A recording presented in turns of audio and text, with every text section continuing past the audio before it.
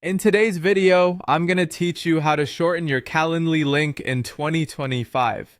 If you're looking to streamline scheduling and make your meeting invitations more clickable and appealing, shortening your Calendly link can be a great way to do just that.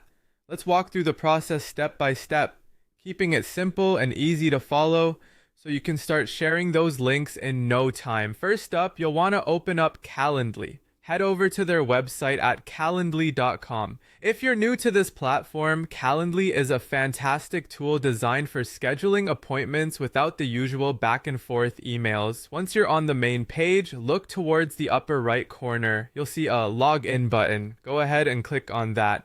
You'll be directed to a login page. Here, you'll need to access your account, so click on log in to your account.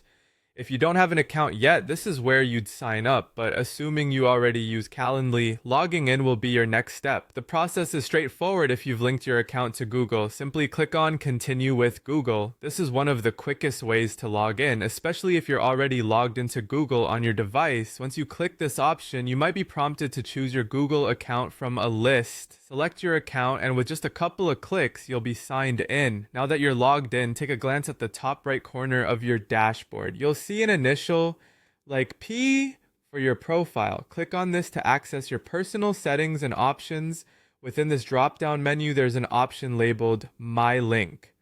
This is where you can manage the link customization. Click on My Link and you're nearly there. You're given an option here to edit your current Calendly URL. It's an important step, so take note. Changing your URL means that all previously shared links will become inactive and you'll need to update everyone with the new version.